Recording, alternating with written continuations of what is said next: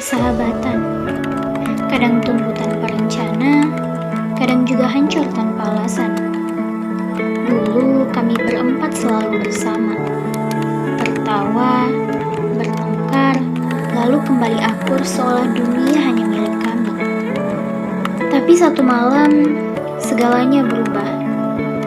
Seseorang mati, dan salah satu dari kami jadi pembunuhnya. Sejak itu, kami tak sama lagi, dan dia hanya diam tanpa penjelasan apapun. Beberapa hari setelah kejadian, terlihat Reno, Sila, dan Nina yang duduk bersama. Gak salah tuh si Raka. Bisa-bisanya dia datang di kampus. Ya, orang gila mana yang masih punya muka setelah membunuh orang? Tapi kita kan nggak tahu kalau dia beneran ngebunuh atau enggak. Nin, jangan naif. Dia diam aja kan. Melsiani itu ditemuin di malam yang sama setelah dia ribut sama si Raka. Siapa lagi kalau bukan dia orangnya? Itu udah cukup. Udah gak tahan, dia diam aja gak mau ngomong. Itu aja udah bikin kita ogah buat dekat sama dia.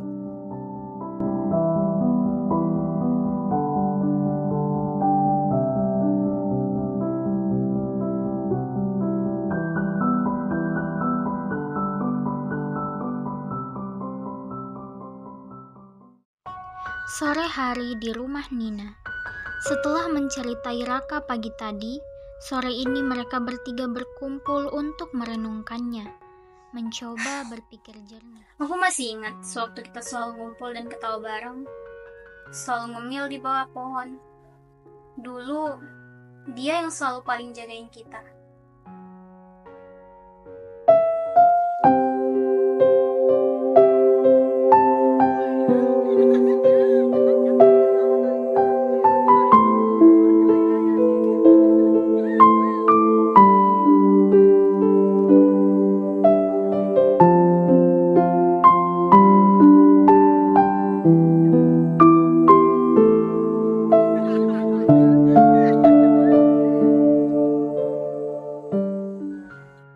Dan sekarang dia nyembunyiin sesuatu yang besar dari kita. Tapi kenapa? Apa dia takut kita bakal ninggalin dia? Atau dia cuma nyoba jagain kita dengan caranya sendiri? Kita nggak akan pernah tahu kalau kita nggak cari tahu. Gue udah capek mikirin ini. Gue pengen tahu kebenarannya apa. Seburuk apapun itu.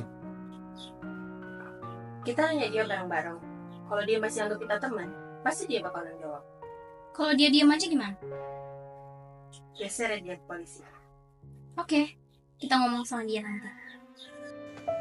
Beberapa hari kemudian, mereka bertiga pun berkumpul di taman. Aneh ya, biasanya lo nongkrong bareng si Raka. Sekarang lo sendirian aja. Gue lagi mikir, Cil.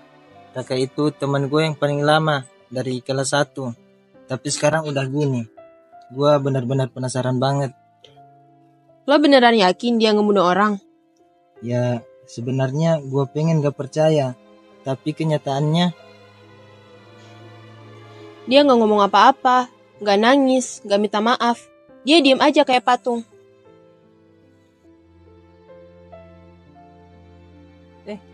itu kan si Nina. Nina, sini.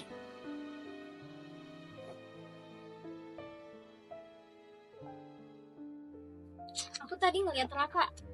Dia sendirian, lagi duduk di pinggir danau. Tatapannya dia tuh kayak yang kosong gitu. Dia udah kayak orang yang gak ada harapan ya?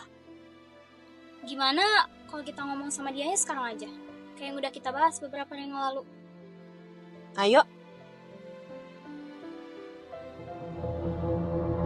Mereka bertiga pun akhirnya datang menemui Raka, mencoba meminta penjelasan. Raka, kalian masih mau ngomong sama gua? Enggak, tapi kita butuh tahu supaya kita bisa benci lo dengan lebih tenang. Oke, duduk.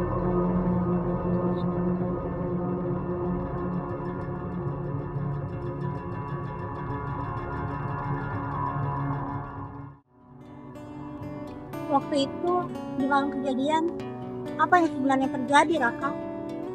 Di malam itu, gue sama sekali nggak ada niat membunuh orang.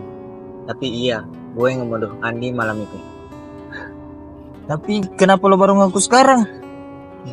Karena kalian datang, artinya kalian peduli, walaupun cuma sedikit. Maksud lo apa? Gue dengar Andi ngomong kalau dia nggak suka sama kita, dia benci karena kita dekat, karena kita sahabatan.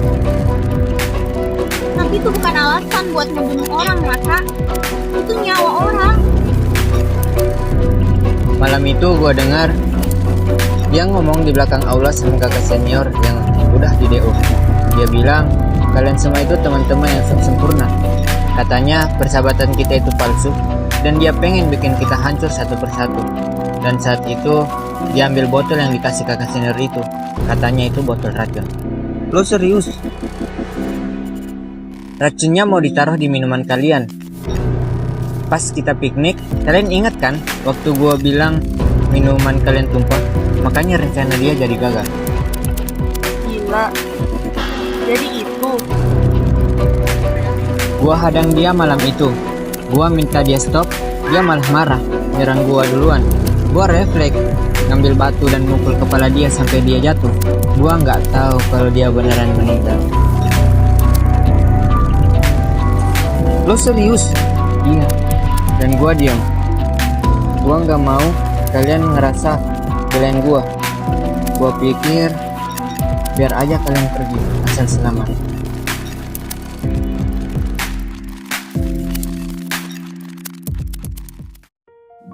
Jadi, selama ini kamu mikir semuanya sendiri.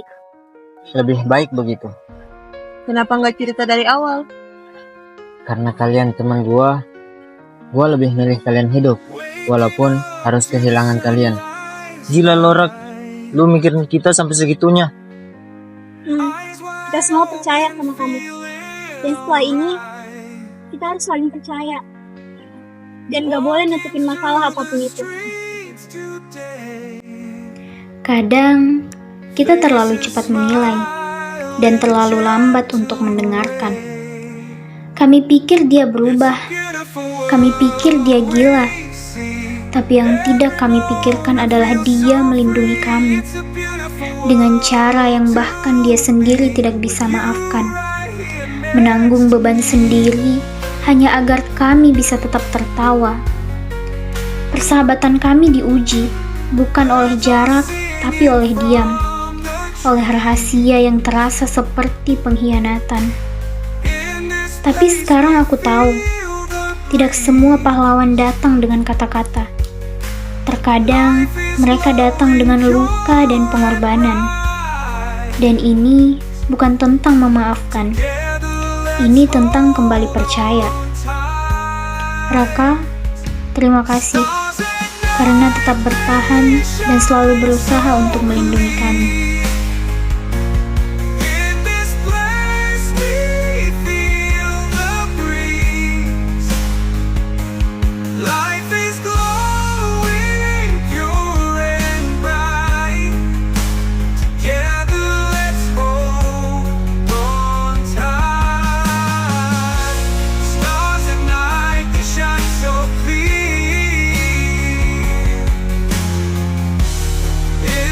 More